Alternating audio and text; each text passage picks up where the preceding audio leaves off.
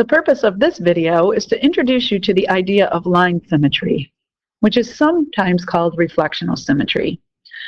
We say that a figure has a line of symmetry if we can map that figure onto itself simply by reflecting the figure in that line. For instance, on this page, the figure of the green arrow, if I take and consider line L, and I map the points from the left side of the figure onto the right side of the figure, this point here is going to carry or reflect over here onto this purple point. This green point here will map over to this green point. The blue point will map onto the blue point. The red points that are on the line of symmetry will remain invariant because they're on the line of symmetry. And in essence, every point that's on the figure maps onto another point on the figure through a reflection in that line. Anytime that happens, we say that a figure has line symmetry.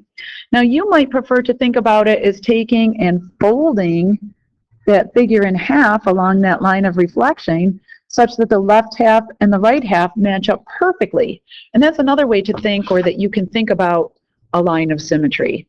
In this particular case, if I were to reflect this figure over a horizontal line, this purple point would not map onto the blue one, and so the purple line in this figure is not a line of symmetry. Now, when we're talking polygons, the maximum number of lines of symmetry that a polygon can have is going to be equal to the number of its sides. And that maximum number of lines of symmetry will occur in the regular polygon due to the fact that all of the sides and all of the angles in a regular polygon are congruent. So hopefully you remember this idea from middle school that the regular polygon has all sides and all angles congruent. So for instance, if we look at the green octagon, we notice that the octagon has 8 sides, and we can draw 8 lines of symmetry that, again, I'm going to think about those as folds.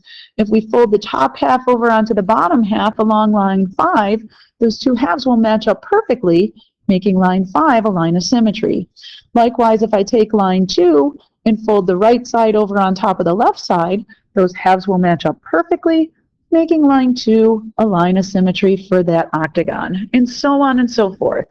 For the regular pentagon that you see here in blue, that idea is exactly the same. There exists 5 and only 5 lines such that we can fold it in such a way that one half is the perfect mirror image of the other half. So that really is the whole idea behind lines of symmetry. Down at the bottom, we're going to use a compass and a straight edge, and this says find the line of reflection. I'm going to change that to say construct the line of reflection. Remember that the line of reflection is really the perpendicular bisector of the line segment that connects any point in the pre-image with its corresponding point in the image. So when we're doing this, it's very important to remember that we either connect A with A prime, or B with B prime, or if you prefer, C with C prime, but you've got to make sure to connect each point with its corresponding point in the image. So I'm going to go ahead and start by using my straight edge to construct line segment C, C prime, and then once I construct line segment C, C prime, I'm simply going to take my compass and I'm going to construct the perpendicular bisector of that line segment. But again, you could use any one of those. You could use A prime, B, B prime. You'll end up with the exact same line of reflection. And again, this comes back to that big idea that the line of reflection is really the perpendicular bisector.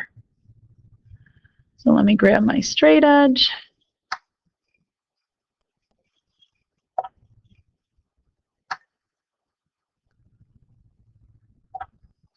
And there is then my line of reflection.